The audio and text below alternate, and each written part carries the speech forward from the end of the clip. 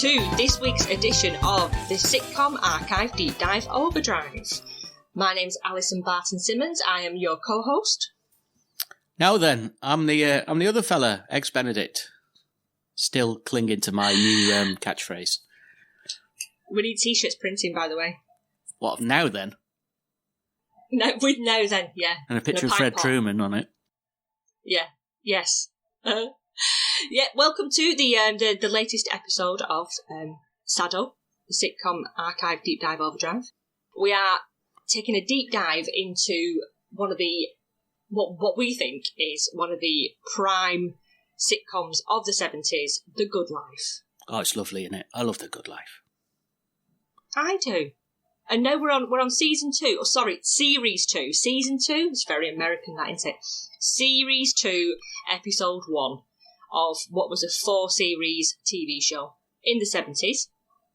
This episode, do you know what the name is, Ben? Do you know what the name is, Ben? I did. I've got it written down. It's something... What is it? Do you remember? Oh, Just My Bill. Do. Just My Bill, isn't it? Just My Bill, yeah.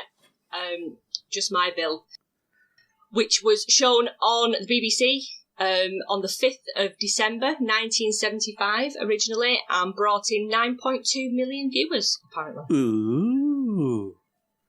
Which I suppose was, there was definitely a rise in figures as the series went on, I think, wasn't there? Yeah, throughout this one, I think by the end of it, it's almost doubled.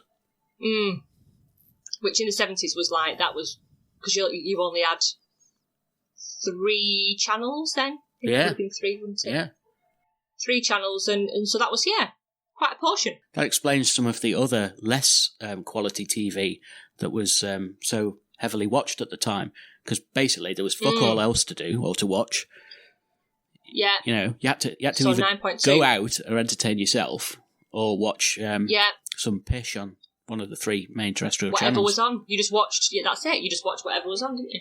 And there was no remote control either, so whatever you put on pretty much just stayed on. Exactly. You'd have to be arguing about who'd get up and change the channel. Get off your arse, you lazy bastard.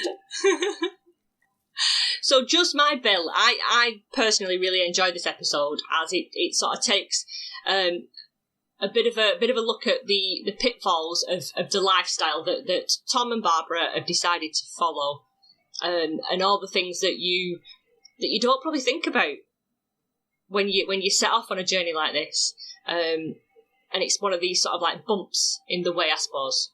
Yeah, I think it was quite a clever idea to look at it from a perspective of the challenges that they have, you know. But before we get stuck into this one thing to say, as always, is that we would love it if you'd watch along with us. These shows are available to watch for free on Dailymotion, because some naughty person uploaded it to Dailymotion. So we tweet out a link every week to where you can watch it. And then obviously you can come and join us on the podcast. We love watching The Good Life. I mean, it's just as good now for me watching it as it ever has been, because I'm almost seeing it through a new lens. Yeah. But also one of the things about it is it's so comforting and familiar, and sort of, it warms the cockles of my heart. Do you know what I mean?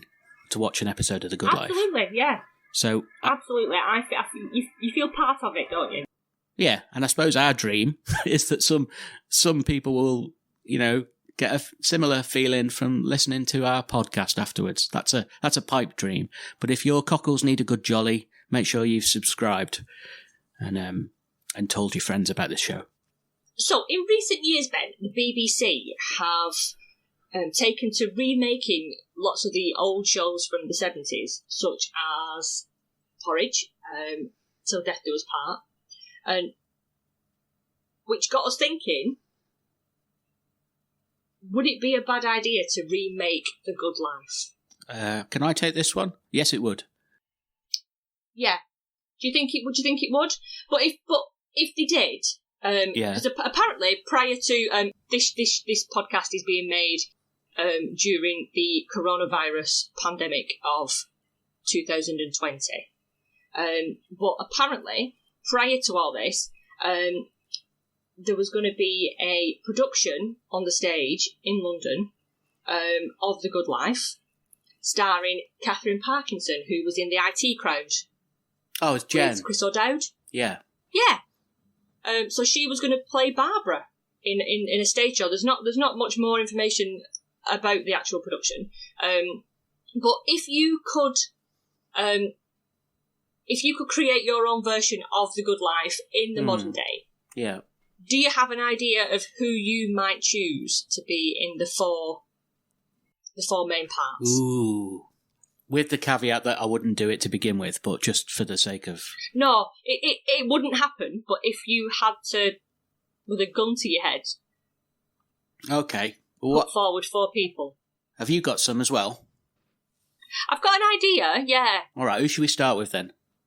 Tom? Let's start with Tom. Yeah, go on. Who would you suggest for Tom? Well, I don't know, maybe that guy from what's the show called? The posh show that everyone loves in the stately home. Downton Abbey. Yeah, is it Hugh Bonneville? Yeah. He could be Tom, couldn't he? He could be Tom. I think is he a bit too old for Tom, or do you think he's Tom-esque? Well, Tom. The thing is, Richard Bryars had a proper battered face anyway. I mean, he looks older than me. How old was he? 40 when he started, and he looks knocking 50, doesn't he? Even in The Good Life. Yeah. Hugh Bonneville is a good shout then. I think maybe also it's a bit of a curveball, this one. But what about Miles Jupp? You know him? Oh yes, I do know Miles Jupp. Yeah, he's quite sort of curly-haired, big, jumpery. Yeah, I can see him physically resembling. I'm sure Tom. That's not on his CV how he describes himself. Big hair and jumpery. Maybe he should update his Twitter bio to match that description. I'm sure his agent would be interested in pitching him for roles. Big hair and jumpery, Miles Jupp's your man. If it's what's called for, though, he's perfect. He could also play Jerry, to be like fair, that. Because he's posh and sort of... He is posh. He could just take his jumper off. He could, yeah. He's not welded to it. He's not married to it. Who have you got for Tom? I've got... I'm now wondering whether I've written the right name. Martin Freeman.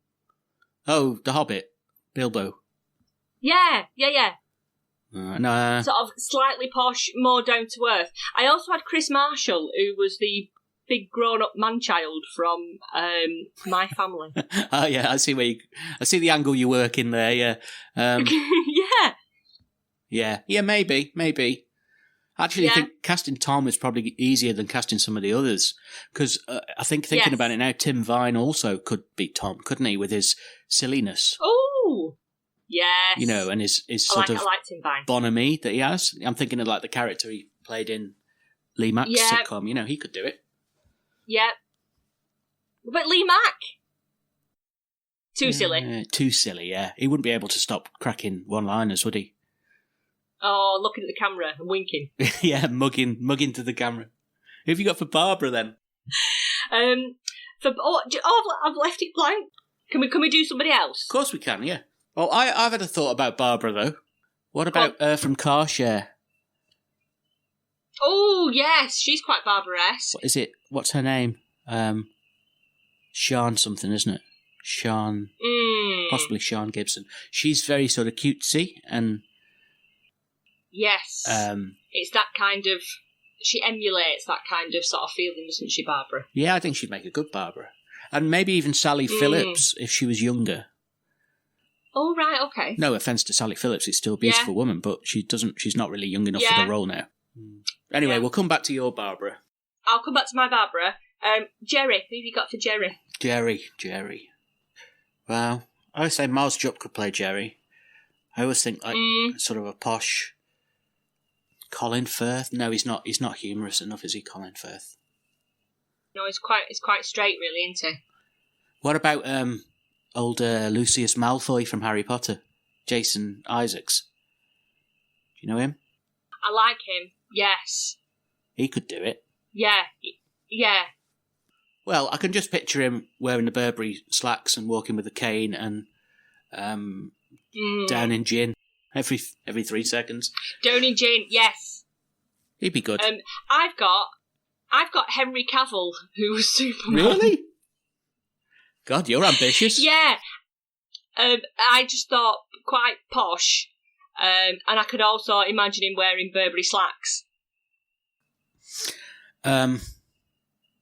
Yeah, I don't know. My wife likes him, but I don't think it's for his acting prowess. Yeah.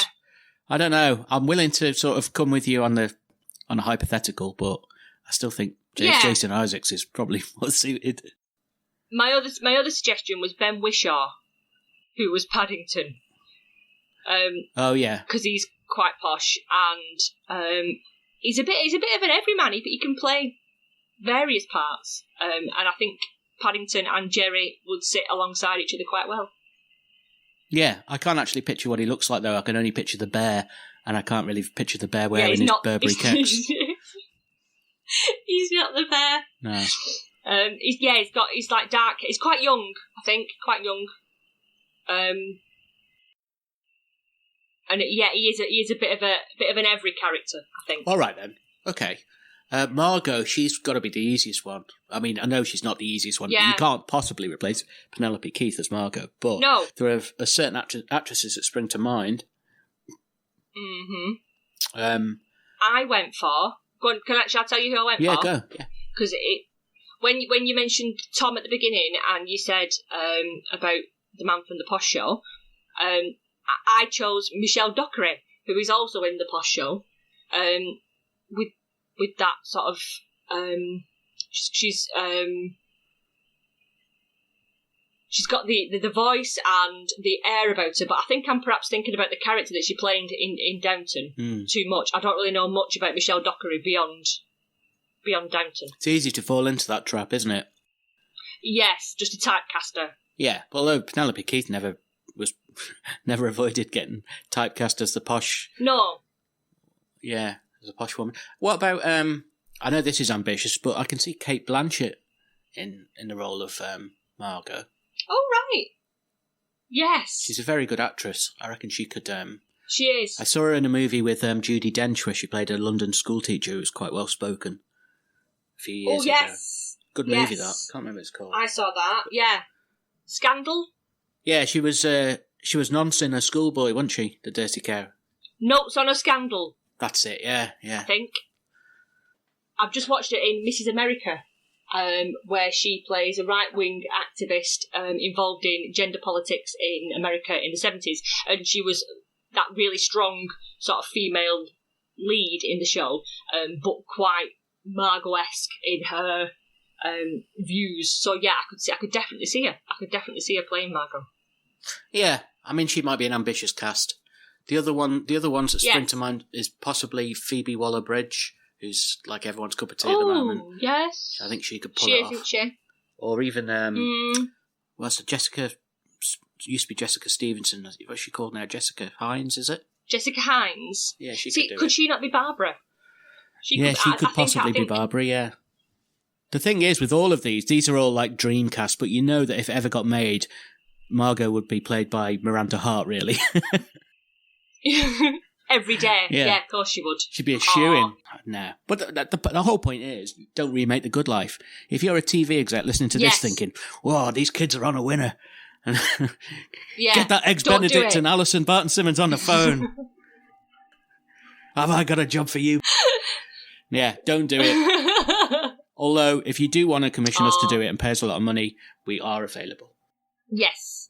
We will sell our soul. Get Paddington in. Good life, good life, good life, good life, good life, good life, good life. So, on the subject of recasting The Good Life, although we do say it's a bad idea, I did come across an article a while ago, which I've got up here, which I'm going to read out verbatim. This is from the days where satire was more feasible, because now everything's satire, because reality is more strange than satire. But this is from the Daily Mash a few years ago, so it's obviously just a piece of satire. Headline: Supermodel Cara Delevingne will play Margot Ledbetter in a big-budget drama about the dark side of suburban self-sufficiency. Director David Fincher is to remake the 1970s sitcom The Good Life about a man who tires of the rat race and decides to ruin the lives of everyone around him. Delevingne will play Margot, the snobbish but kind-hearted neighbour, while her pathetic lecherous husband, Jerry, will be played by Gary Oldman. The part... So well written, this. The part of vegetable-growing villain Tom Good will be played by Rafe Fiennes, and his brave but desperate wife Barbara will be played by Hilary Swank. Fincher said, "This is not a comedy. We want to explore the unhinged psyche of a man who robbed his lovely wife of middle-class security and made a previously pleasant neighbourhood stink of pig shit and rotting goat meat." Delevingne is preparing for the role by standing in front of a mirror and repeating, "Well, thank you very much, Jerry," in a darkly sarcastic voice. Oh, they are miles better choices than ours. So, Series 2, Episode 1, Just My Bill, takes us into the kitchen, initially, of Tom and Barbara, where they are chatting about how much money they do not have after making a start on their self-sufficiency lifestyle.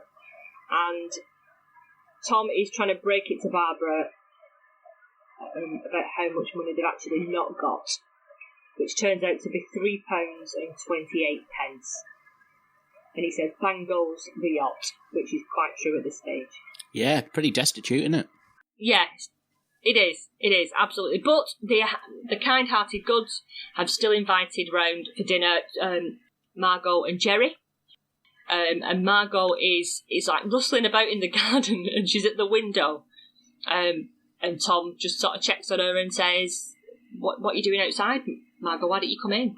And she says, "Well, you've invited us for 8 o'clock, which I assumed was for 8:30, which I took to mean 8:15, and it's still only 8:14. So she wouldn't come in, because she's obviously very sort of sticking to her standards. I think I know, or have known, women and men who have those weird unstated rules of dinner party punctuality. I just turn up when I'm ready. Even with neighbours? Yeah, I just turn up when I'm ready. I'm hungry, I'm here. Yeah. Do you know what I mean? Yeah. I think I'd be more embarrassed to be knocking about in the garden trying to look like I'm not there than just knocking on the door and going in. Yeah, she's probably messing about with a genie lamp, wasn't she? I bet she is. So they ask, right, well, where's Jerry? And he's apparently sulking in the front yard because Margot pointed out that his watch was too fast, which really tickled me. And then when Jerry does walk in, and I wanted to ask you about this, he has a walking stick. Now, is that a hangover from the last episode with his broken foot? I think it must be. I searched online to try and find whether Paul Eddington had actually broken his leg in real life, and whether they had to still sort of write that into the episodes. But I couldn't find anything, so I don't know. But yeah, he's got a walking stick. Is it even mentioned? It took me a while to realise that this seemed to be... The continuity seemed to be straight after the harvest almost, because that's what they were toasting. So I think it was for continuity, even though it was presumably on television months and months later, if not the following year.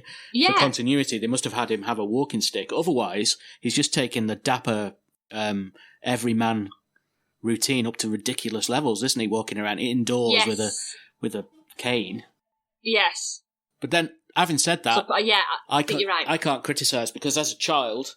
I mean, I was an odd child, as you might expect, Al, and because I'm an odd man. But when we went on our family holidays in Britain, Scotland, Yorkshire, places, even Devon, Cornwall, I had my own walking stick like Jerry's. So, did you really? Yeah, like a little cane walking stick. And every time we went anywhere with it, anywhere out, anywhere, even, I don't just mean hill walking down the street, I'd be there like an old man with my walking stick. And every town I went to, I'd buy one of them badges that you could get nailed into the walking stick. Oh, to hammer in with the little pins. Yeah. Oh my God. I run out of space. I went all up the front and then all up the back with this knackered old walking stick that like a 10-year-old boy was walking around with. Have you still got the walking stick? No. Oh my God.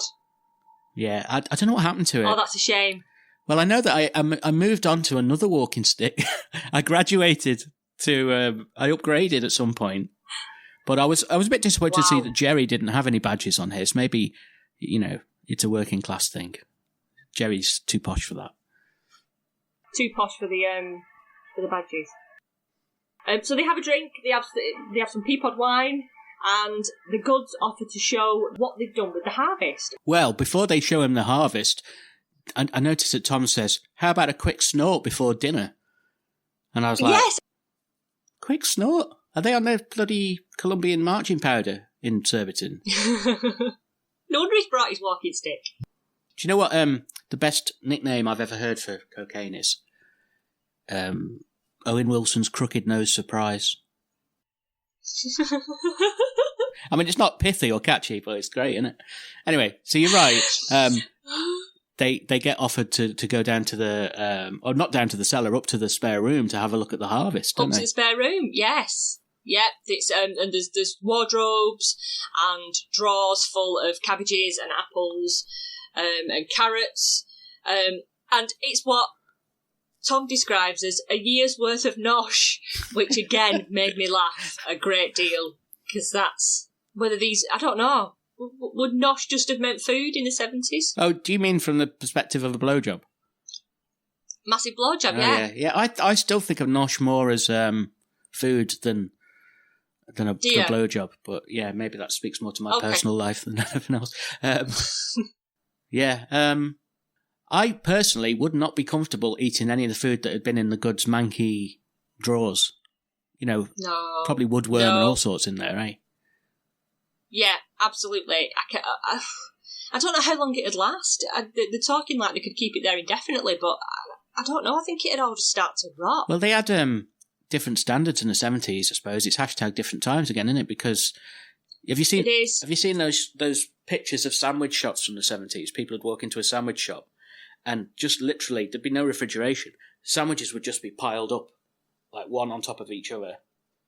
Okay. To the roof. And you just take a sandwich. It's your sandwich, right. pal. It's your sandwich. Never mind the COVID. Get that in, don't you? Right. No. So I think they just had different standards for... I mean, they probably used less fertiliser and stuff as well, but I suppose it's a trade-off, isn't it? I suppose you just pull, like, the rotten bits off, wouldn't you, and still eat it? Yeah. Yeah, okay. Good life, good life, good life, good life, good life, good life, good life. So, the idea is that Tom and Barbara sell on their surplus fruit and vegetables to make some money. But the thing is, they've not got a surplus on an ongoing basis. They've only got the one-off lot of surplus to sell. So then Jerry's quite sort of scathing of this, and he's convinced it's not going to work. Whereas Tom's sort of taking it upon himself to, this is what I'm going to do, and I'm going to make this happen. Yeah, Jerry occasionally gets a little bit disparaging about their plans, but I think he's trying to help guide them. Or it's the drink talking, one or the other. I mean, he's up there and he's sort of leaning on his cane to stop him falling over because he's shit-faced. But he's basically saying, this isn't going to work. And Tom's like, yes, it will, with his usual sort of, everything will work out attitude, you know? Yeah. So we see in the next scene Tom disappear off to the restaurant, the Runcible Spoon. Yeah. And we see him in the office of the guy in charge there, Michelangelo Lombardi, in a bid to sell his extra fruit and veg. And there's a weird incident with the cigar box, the musical cigar box that sounds like an ice cream van. Yeah, that was a bit weird, wasn't it? It was. The guy just generally was weird. And he's sitting there in his full penguin suit in his dingy little office, chomping on cigars like Eric Monster Hall, the football agent. Monster, sell us some veg. And he had a weird accent. It was all very odd. Yes. Tom turns up with his little shopping bag, which is just filled with fruit and vegetables, to try and show them off in order for Mr. Lombardi to purchase them and sell them as part of his food in his restaurant. But Mr. Lombardi wants a supplier. He doesn't want just a one-off shopping bag full of veg. Yeah, Tom's a bit naive, isn't he? Thinking he can sell single items of veg to a restaurant. And as well as that, Tom's patter, his selling patter, is rotten. And he's like rubbing the carrot all over his head in a misguided Marx Brothers sort of routine. And the guy then offers him 70 quid for what ostensibly seems to be one lettuce, one onion, one carrot, a parsnip, and a collie. 70 fucking quid? I'd snap his arms off. Yeah. So it doesn't work out because Tom's expecting sort of 90 quid for the whole lot. The guy only wants to pay him 70, so he sort of cuts his losses and off he goes. returning back home to find Barbara putting tomatoes into jars with pickling brine. Yeah, he does his dejected... It makes me think of George Michael in Arrested Development, you know, the dejected war. Yeah. He's traipsing home. Yes. Yes. And he's feeling sorry for himself, you know, like the big kid that he is. They've grown the wrong produce. Yeah. It's finally dawned on him that it's a lot more difficult than they were thinking. He does that thing that he does a lot of the time where he gaslights Barbara, sort of blaming her. Yes! She chose the wrong things to grow. I think this gaslighting that he does, though, they do it with a twinkle in their eyes as if, it's just a joke between us rather than... Yeah, I think so. Do you know what I mean? They both know that it's his idea and they're not really pretending otherwise. It was his idea, rather, to grow the veg that they grew. But the final demand for the rates is adding to the pressure, isn't it? Yes, they've got to sort of do something to add to the £3.28 that's in the bank. And then Tom comes up with a bright idea of cutting out the middleman and selling direct to the public. And in the next scene, we've got Barbara on a market stall at the front of the house, selling the surplus fruit and veg. And she only appears to get one customer who wants to buy some paint, when it's quite clear that she's selling fruit and vegetables. Bit of an odd sort of scene. Well, it doesn't really look like there's a lot of throughfare on that, foot traffic on that road of theirs, does it? So it seemed like a bit, I mean, fair fucks to her. She's put up a pop-up veg store 40 years before pop-up stores became a thing. So, you know, that was pretty innovative. Yeah. But it didn't seem the best location in which to do it.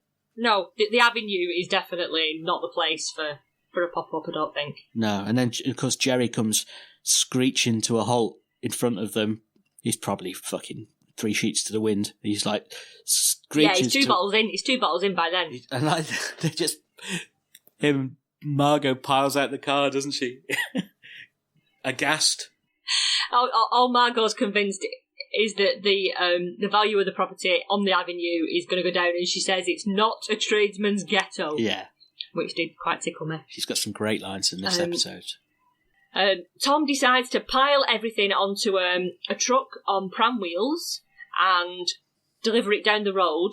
I'm guessing like house to house, to get it all sold.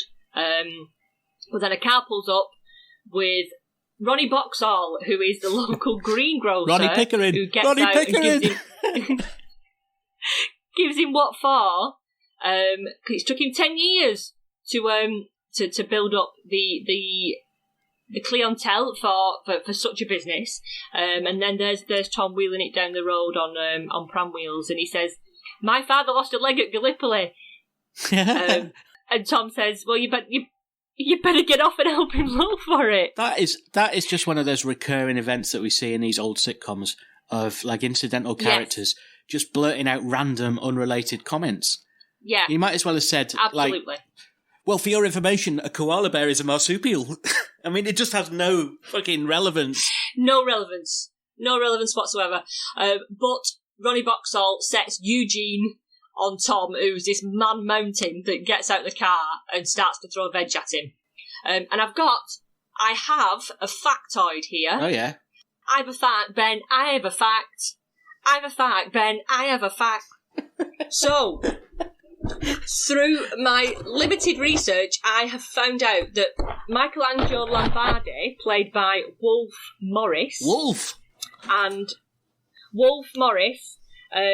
Blake Butler, who played Ronnie Boxall, were together in another series in the 70s, A.P. Herbert's Misleading Cases, which was a sitcom. It doesn't sound like a sitcom, but it was a sitcom that took a look at some extraordinary cases that proved the law could be an ass. Bloody hell, what's it called? And these A.P. Herbert's Misleading Cases.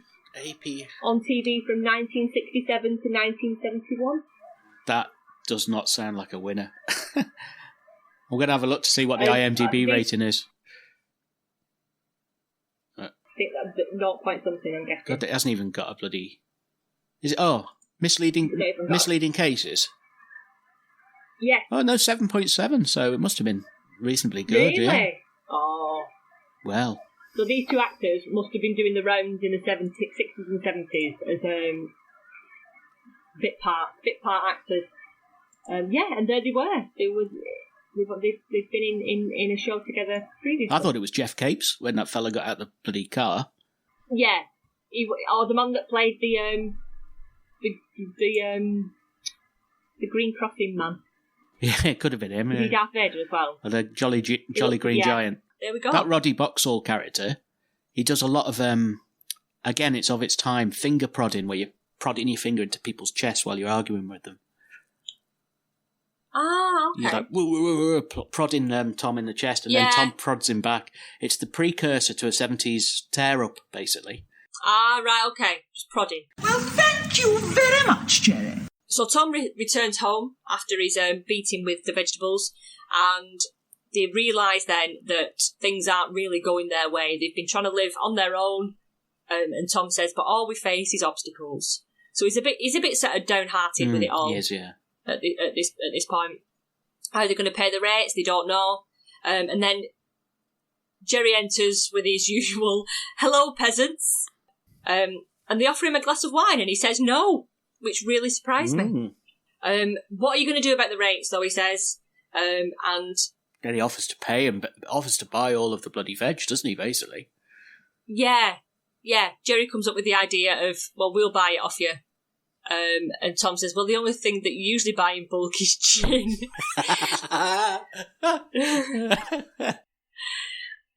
So, yeah, he offers to buy the whole lot.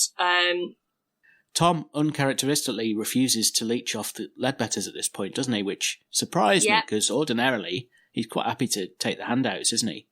This would be a massive sort of handout, though, wouldn't it? This would be a big break in how we sort of foresaw this all playing out. He wants to be able to sell the food to get the money, and it really would be... It would change the dynamics of their friendship, perhaps, wouldn't it?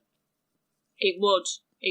And also, if you're going to go and offer to buy the guy's livelihood, well, not his livelihood, but, the fruits of his labour off him, you don't walk in going, hello, peasants. I mean, it's a bit demeaning, isn't it? I know he always does that, but given what he's about to do, perhaps he could lord it less. Just wind your neck in, Jerry. Yeah. So in the next scene, we see Margot in the rates office, paying her bill, her itemised bill, which she goes through and tells them what she's willing to pay and what she's not willing to pay. She doesn't want to pay the drain bill until they can get a plumber out the following morning to get it fixed. It's brilliant, this scene, isn't it? It is. She's got it listed, and she even post dates her check so that the work gets done before the actual check can get cashed. She is in complete control of that conflict at all times, isn't she? Yes, absolutely. And I suppose that's how things used to work, where you could demand things were done and not pay until it was. It's just not like that anymore, is it? Yeah, the line, such and such, I shall pay. I wish I could get away with that. I wish I could just rock up to the council here, who is shite, and tell them that I'm not going to pay half the things that the rates are for, Absolutely. And then when he says, does he ask her who she thinks she is? I'm not quite sure what he says to her, but she says, I am the silent majority. Yes. Wonderful line. Today, you'd be in a headlock by a member of security before you'd even had a chance to get involved. But she seems to know what she's doing. She really does.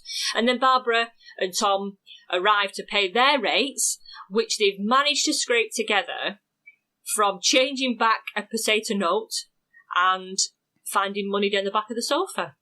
Yep. Which is quite ingenious. They're still skint, though, aren't they? They're still skint. Tom ends up overpaying, though, by 1 pence, which he gets back as a coin. And he's solvent again, and he's quite happy with that because he's got a bit of cash in the form of a 1p coin. Margot at this stage is concerning herself over how Barbara's going to keep herself in knickers. Yeah, knickers expensive. Which quite odd. In the 70s, were they? I don't know, but Barbara says that a gallon of goat's milk equals 2 pairs, so she's already got it sorted. Yeah, knickers. I don't think you could keep yourself in knickers for a penny, could you? No, but it's an odd thing to sort of focus on, something that can be washed and laundered and reused. There's other things that I would sort of consider before. I can see Barbara going commando if she's not got any clean knickers. She would be, of course she would.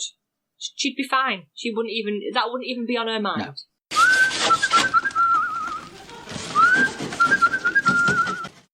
So then they're out on the high street after they've been to the tax office, and I spotted a wimpy behind them as they were stood chatting in the street, and it got me really excited and quite reminiscent of going to a wimpy as a kid, and it made me feel really excited. But do you know, Ben, how many wimpies are left in England? Oh, that's an interesting question, because I, like you, I loved a wimpy in St Helens where I lived when I was a toddler. Yeah, we always had a wimpy before we had a McDonald's.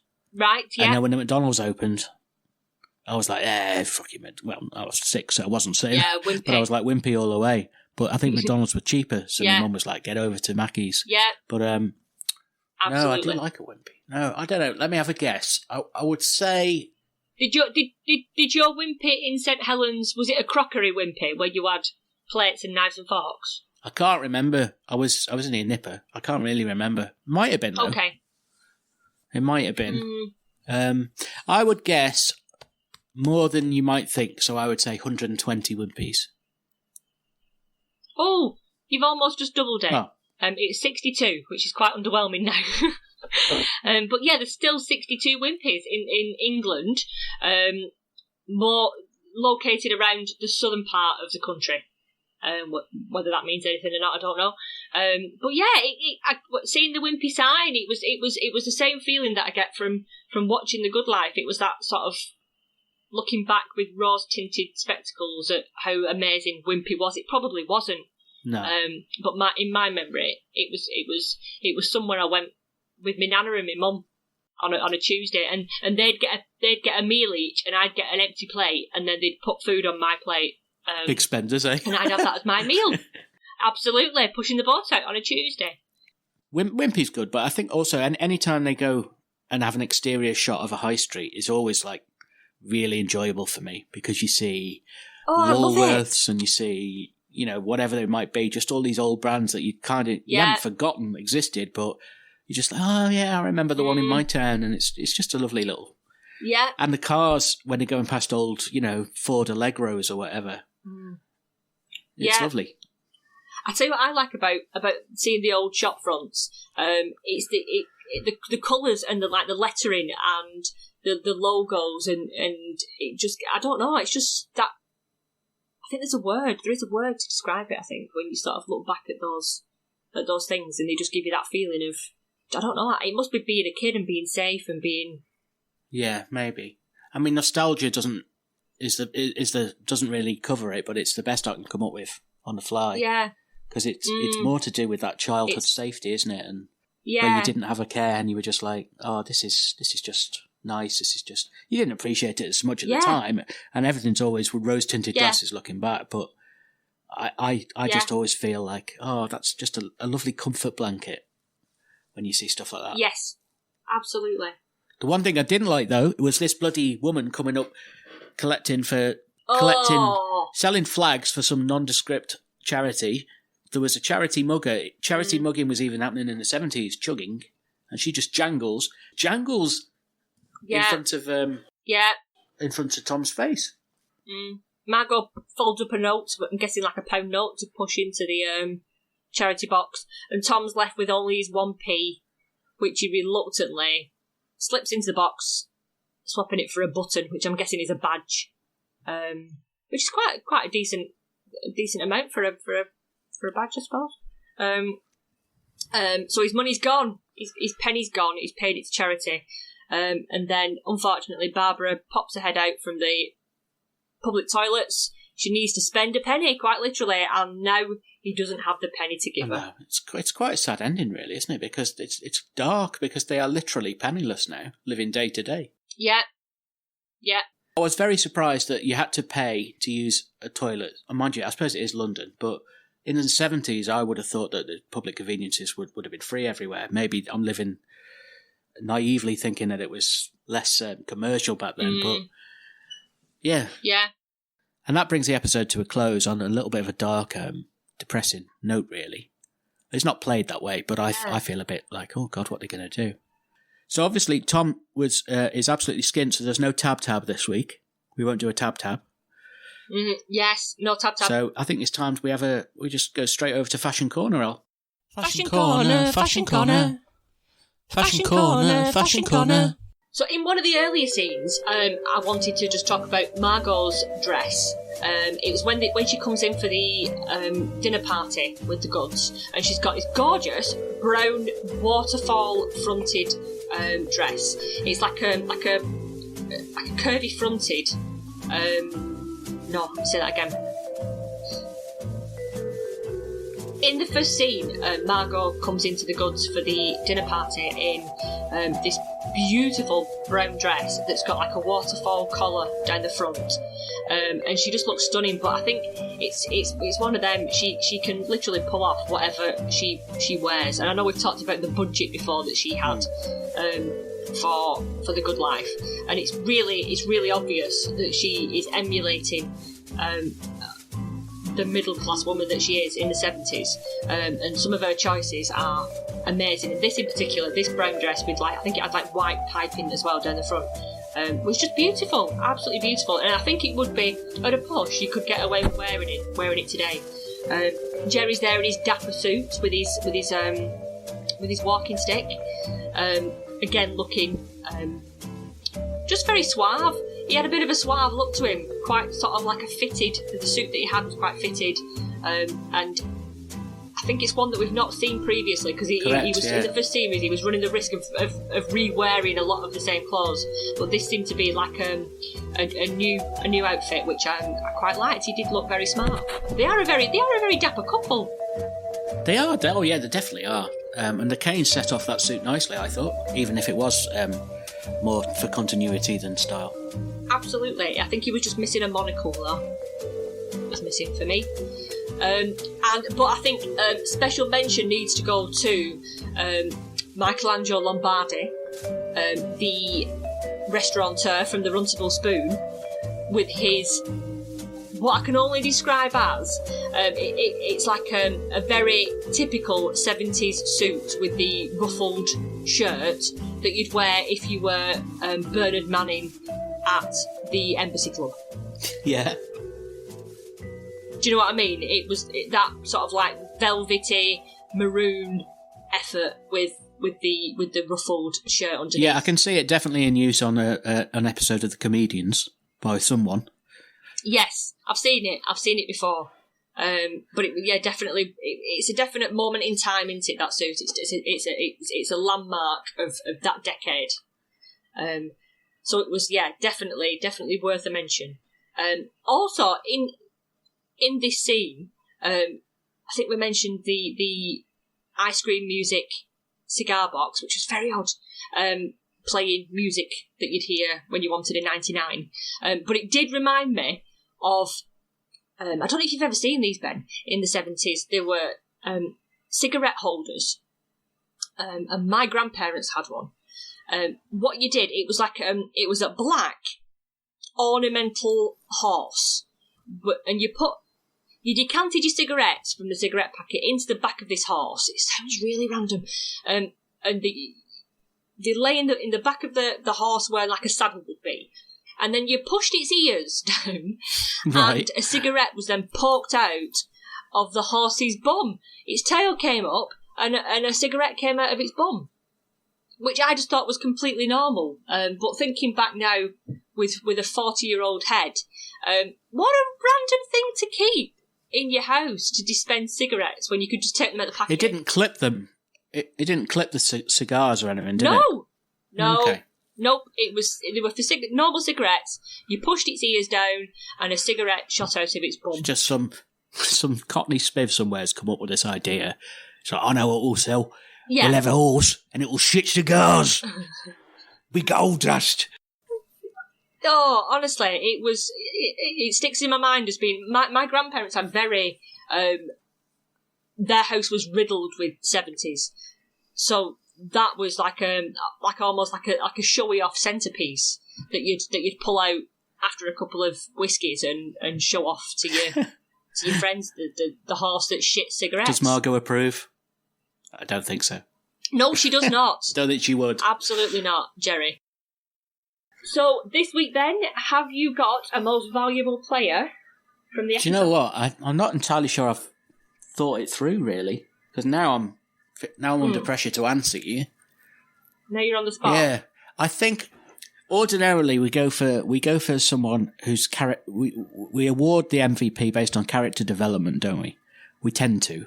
Yes. Or, being a good egg or behaving well as a character. But this week, I just think I'm going to give it to Margot because she just had some wonderful lines. Yeah, she did. I just thought she was brilliant in this episode. My MVP for this week is going to be Tom, as I feel that he hit that bump in the road of, oh my God, where's this going to go? Are we going to be able to do this? And he made it work in the end by scrabbling together, but he made it work. And it reminded me, this week I'd seen a quote somewhere about not waiting until you're confident enough to do something. Do something so that you become confident in doing it, if that makes sense. And I feel like Tom sort of hit that. There was no point waiting until he could get it all perfect before he did all this. You've got to just think on the hop, really, and make it up as you go along. And that's what he was doing. And by the end of the episode, besides being totally skint, they've got through this next issue. They've made it work, and I quite admire him for that. Yeah, good on him, I suppose. He's still leading the leaderboard now, though, because you've given him another award. Really? Yeah. Oh. I'll wear you down. I'll turn you against Tom sooner or later. I know. Good life, good life, good life, good life, good life, good life, good life. So next week, Ben, we are on Series 2, Episode 2. Do you know what we're called? Yeah, it's the Guru of Surbiton. Oh, right, okay. Oh, that sounds exciting. I wonder who the Guru is. From memory, I think it's Tom. Basically, he attracts a fan base of young hipsters who want to learn from him. Oh, I've got a feeling this one's going to wind me up because they're really annoying. Yeah, they are. Yeah, I think the young girl falls in love with Tom inexplicably. Yeah, and the guy's a dick. Very intense dude, isn't he? Yes. So if you're watching along with us and following the podcast, check us out at SADDO Podcast on Twitter and Instagram. Our Facebook page you can find by searching SADDO Podcast. We've got a website at www.saddo.club where you can get more information or listen to the episodes. Get in touch and email us at saddopodcast@gmail.com. And please subscribe and leave us a review on iTunes or wherever you get your podcasts from. Yeah, reviews are great because we're a fledgling podcast and, we don't really have delusions of grandeur that really many people are ever going to listen to this. We're doing it for ourselves. But if you leave a review, then there's a chance that we might get found and build a bit of a listenership, so that would be great. Thanks very much. So we will catch up with you next week with the Guru of Surbiton, and we'll see you then. I'll see thee.